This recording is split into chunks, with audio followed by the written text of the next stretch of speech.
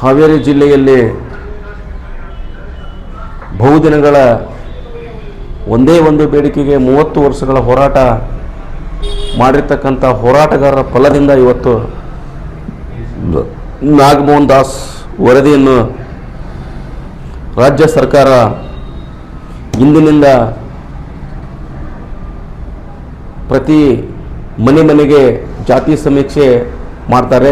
ಆ ಜಾತಿ ಸಮೀಕ್ಷೆಯನ್ನು ಮಾಡ್ತಕ್ಕಂಥ ಬಂದಂಥ ಸಂದರ್ಭದಲ್ಲಿ ಮಾದಿಗ ಸಮಾಜದವರು 61ನೇ ಕಾಲಮನ್ನು ಎಲ್ಲರೂ ಮಾದಿಗ ಅಂತ ಬರೆಸಿದರೆ ಒಳ ಮೀಸಲಾತಿ ಜಾರಿ ಆಗ್ತದೆ.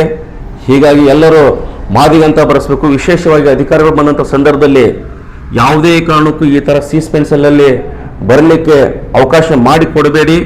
ಜೊತೆಗೆ ಯಾವುದಾದ್ರೂ ಪೆನ್ನನ್ನು ತೆಗೆದುಕೊಂಡು ಜನಗಣತಿ ವರದಿಯನ್ನು ಮಾರ್ಕ್ ಮಾಡ್ಕೋಬೇಕು. ಸೀಸ್ ಪೆನ್ಸಿಲಲ್ಲಿ ಯಾವುದೇ ಥರದಿಂದ ಅವಕಾಶ ಮಾಡಿಕೊಡಬೇಡಿ. ಪೆನ್ನಿಗೆ ಮಾತ್ರ ಬರಲಿಕ್ಕೆ ಅವಕಾಶ ಮಾಡಿಕೊಡು ಅಂತ ಕೇಳುತ್ತಾ, ಜೊತೆಗೆ 61ನೇ ಕಾಲಮ್ ಏನಿದೆ 61ನೇ ಕಾಲಮು ಮಾದಿಗ ಅಂತ ಬರೆಸಿದಾಗ ಮಾತ್ರ ಏನು ಒಳ ಮೀಸಲಾತಿ ಜಾರಿಯಾಗಲಿಕ್ಕೆ ನಮ್ಮ ಅಂಕಿ ಸಂಖ್ಯೆ ಜನಗಣತಿ ಸಿಗುತ್ತದೆ. ಎಲ್ಲರೂ ಕೂಡ ಮಾದಿಗ ಅಂತ ಬರೆಸಬೇಕು.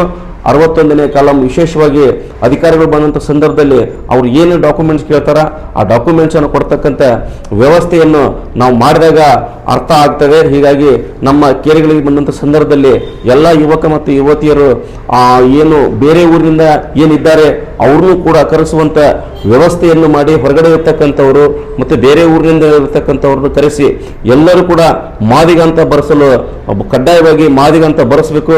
61ನೇ ಕಾಲಮ್ ಏನಿದೆ ಅದು ಅವಾಗ ಮಾತ್ರ ಒಳ ಮೀಸಲಾತಿ ಜಾರಿ ಆಗಲಿಕ್ಕೆ ಸಾಧ್ಯತೆ ಇದೆ ಅಂತ ಹೇಳಲು ಇಚ್ಛೆ ಪಡ್ತೇನೆ. ಜೈ ಹಿಂದ್, ಜೈ ಕರ್ನಾಟಕ, ಮತ್ತೆ ಜೈ ಮಾದಿಗ.